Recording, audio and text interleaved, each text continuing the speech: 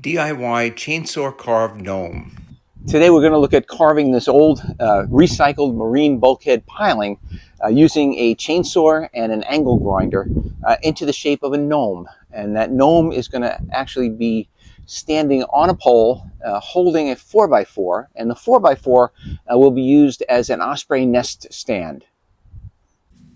So the process starts just with a black magic marker, and I'm just going to sketch out the outline of the gnome's hat and a couple of key features. And this will just be the guidelines for using the chainsaw. So I sketched out the hat. I'm going to draw a big round nose. I'll draw the gnome's beard as well as his shoes. Now we're going to start with a chainsaw, and I'm just going to outline the hat, and also just underneath the feet where the gnome will be standing on the pole.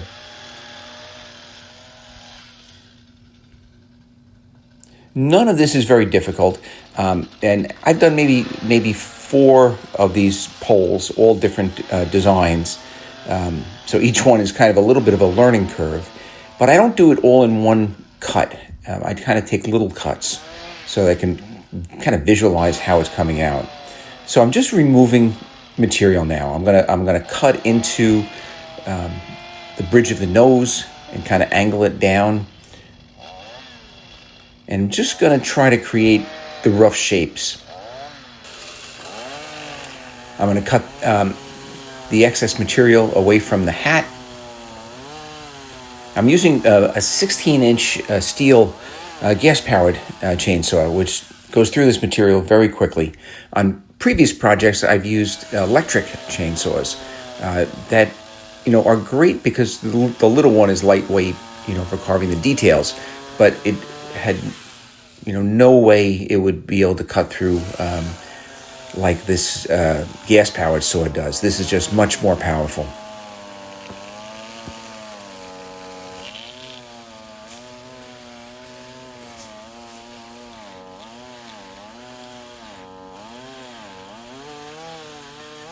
And once I get the basic shape of the head or the hat going, then I'm just going to go back and refine the corners and kind of round over the corners.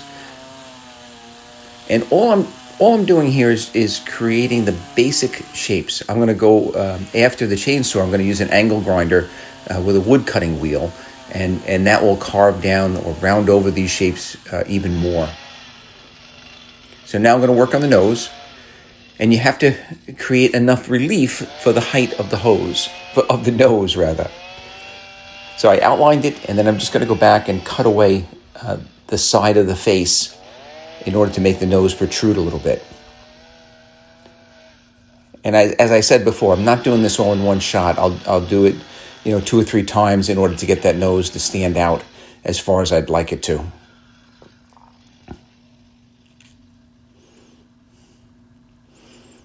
Notice I've got this on a stand that I made just from 2x3s. It allows me to rotate that pole.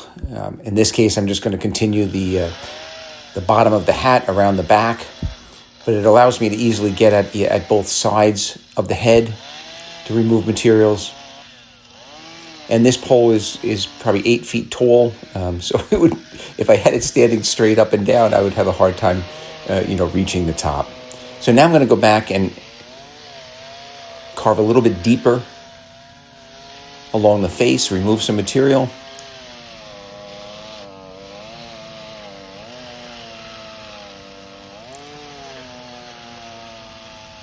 And underneath the nose, the beard area.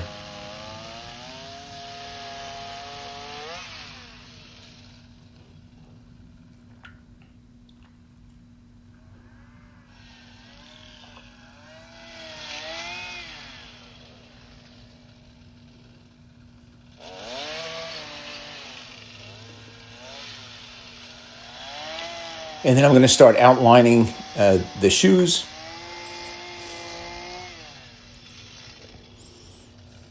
And for all of the outlining, I'm just controlling the depth. I'm only going in, let's say, an inch. and then I'll remove material around it, kind of carve into those lines. Now I'm going to outline the beard. Same process, just creating the outline lines, and then I'll carve into those lines to remove excess material from behind the beard.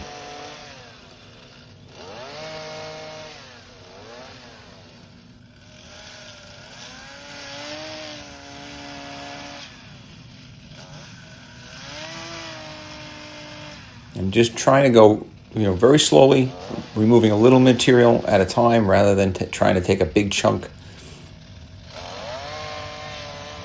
I'm sure people that are, more experienced than I am can take larger pieces and still end up with a decent end result. I'm not at that point yet.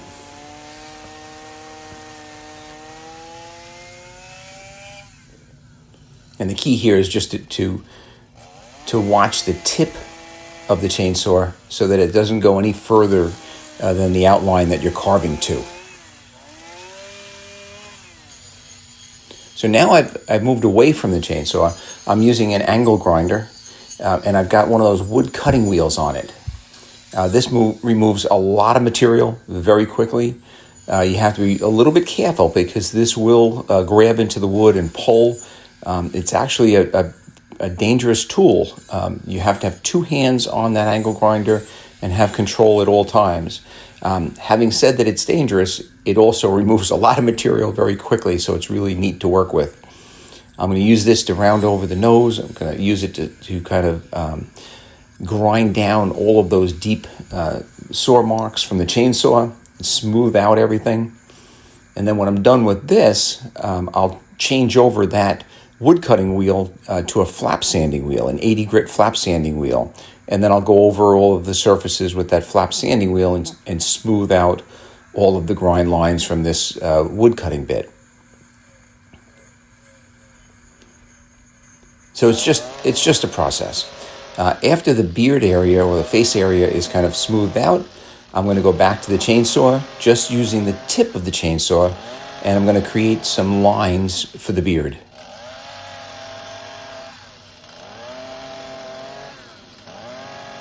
And the beard is also a process. The lines from the chainsaw are just the beginning. Then I'll go back to the angle grinder using the wood cutting wheel. I'll make those lines all rounded over a little bit so they don't look like just cut chainsaw grooves. And then I'll even go back in a little bit with the flap sanding wheel. This is the flap sanding wheel on the shoe area.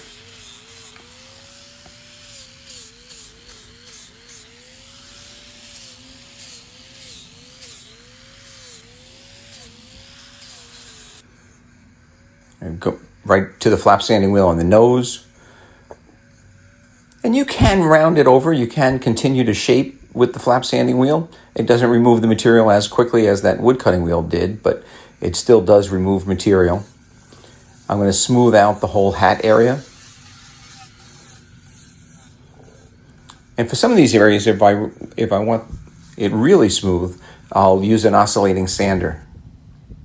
That's the flap sanding wheel. I'm going back to the beard, and I'm going to create a whole bunch of little grooves, little texture.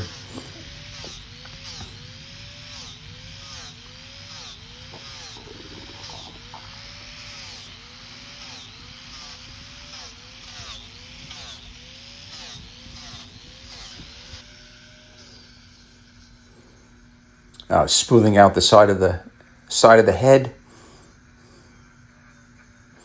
And whenever you're working with pressure treated wood, especially, you should really wear a respirator. You just don't want to be breathing in this dust. This is the oscillating sander. I use this on the nose as well as the hat. That was really the only areas I needed to be a little bit smoother than you could get it with the flap sanding wheel.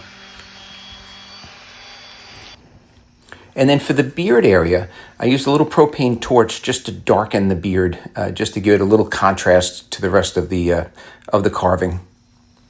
And we're almost done now. This thing is going to be erected out in the marsh, holding a pole.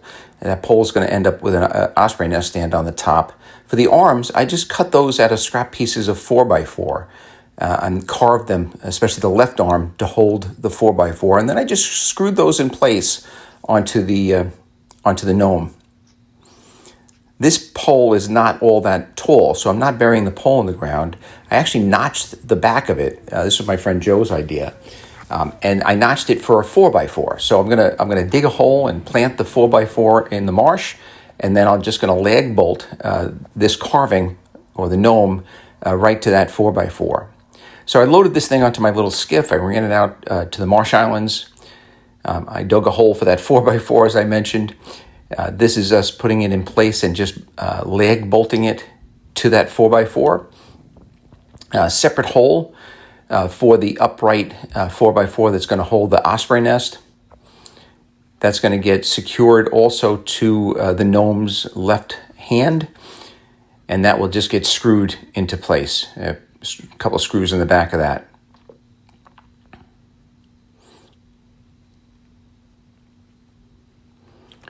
Just making sure it's upright, perpendicular. This just shows the 4x4 in the back that's lagged in place into that groove. The arm, which has been screwed onto that upright 4x4.